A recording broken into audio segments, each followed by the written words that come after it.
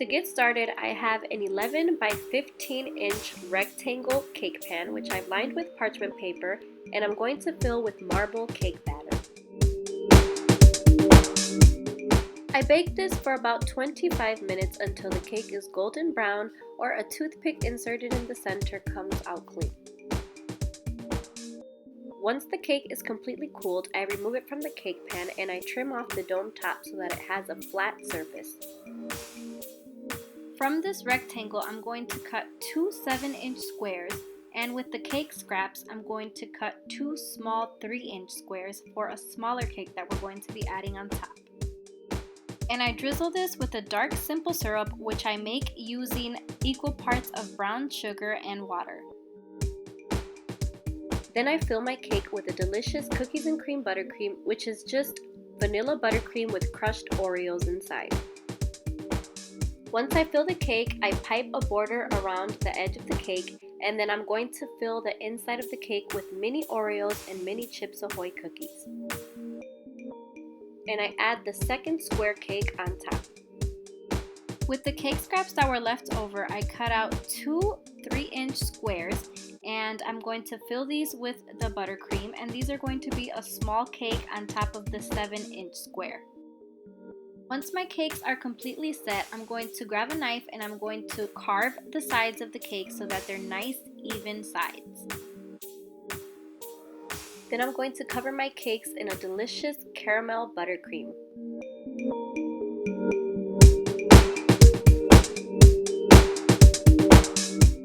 Then I let my cakes set and I give them a second coat of the caramel buttercream.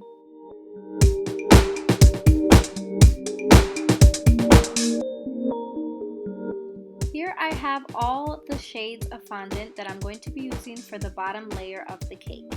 I have a dark brown fondant, which I made using brown fondant and adding just a pinch of black food color to it.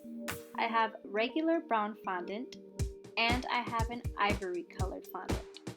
Then moving on to the green shades, I have a light green shade, which I made using the Wilton leaf green color, and I just use a really small amount.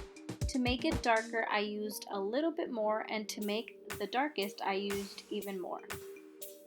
Here I have my bigger cake layer, and I'm going to add a jumbo straw through the center for support because we're going to be adding that small cake layer on top. To make all the small tiles for the Minecraft cake, I am using this fondant tile cutter. This was a 3-piece set. There's 3 different sizes. There's one to make bigger tiles, medium tiles, and small tiles. I'm using the smallest one, and if you guys are interested, I will leave a link to this in the description box below. I got this on Amazon. It's really useful because it cuts multiple tiles at once. So I just press it in the fondant, pull it out, and push my finger into each tile, and they just pop right out. I'm going to do this with every single color of fondant that I make.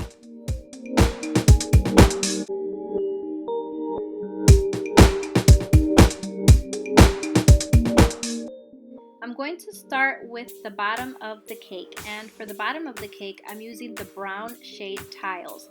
And I'm not adding these in any specific pattern, I'm just switching them around, but I'm adding fewer of the ivory tiles as opposed to the darker and light brown tiles.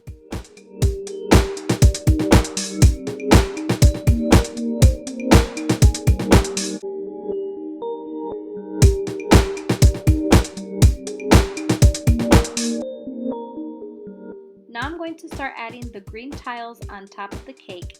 And again, I'm not adding these in any specific pattern. I just want to mix them up. I don't want to have one single row of light green tiles or one single row of dark green tiles. I just want to switch it up a bit. And if you look at a Minecraft block, you can see that the grass kind of pixelates down to the dirt, which is the brown part of the cake. So what I'm going to do is remove some of the brown tiles that I added, and I'm going to add some of the green ones so that it looks like it's blending in a little more.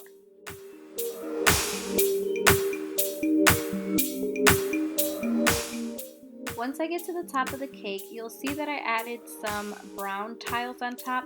pay no mind to those. I'm just using those to help level off the cake because one side of my cake was not leveled that well. So I'm just going to slap some green tiles on top of that and you won't even notice it.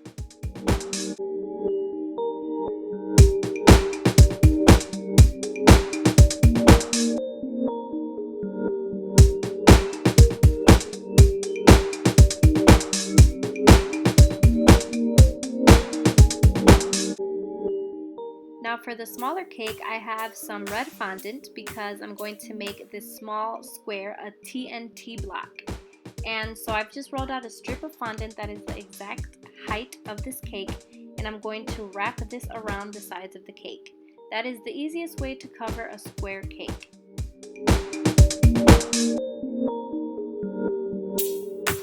Then I add a fondant square on top to cover the top of the cake.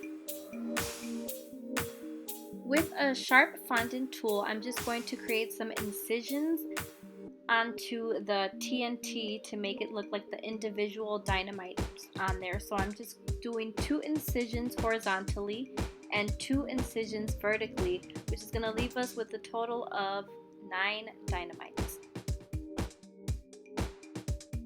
I've cut 4 white fondant strips and I'm going to place these in the center of each side of the square cake. With a food safe marker, it's an edible marker, I am going to write the words TNT onto the front part of the dynamite. Then using my little fondant tool, I'm going to poke a hole in the center of each individual dynamite. Using some black fondant, I'm going to create some really thin strips and I'm going to insert these in the center, and these are going to look like the little wicks on the dynamite.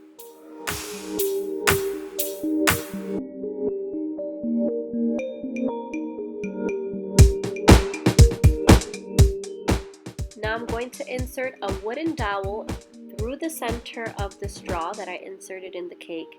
And this is also going to go through the center of the bottom cake board of the top small cake, if that makes any sense.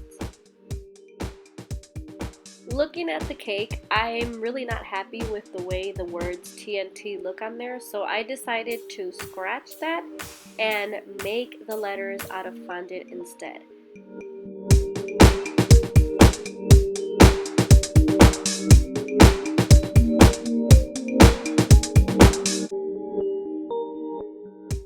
And I think this looks 100 times better. I still think the cake looked kind of plain, so I decided to use the bigger tile squares that came in the little set that I bought, and I made a huge square out of fondant. I actually made 2 of them, and then I added some smaller light colored tiles on there so that it looks pixelated. And finally I added some small black tiles and I made the creeper face on them. And I added the creepers on top of the cake on either side of the TNT cake. And this amazing Minecraft cake is complete. I think that it looks super awesome. I love the pixelated effect. The TNT on top looks amazing. And this cake was also super easy to make.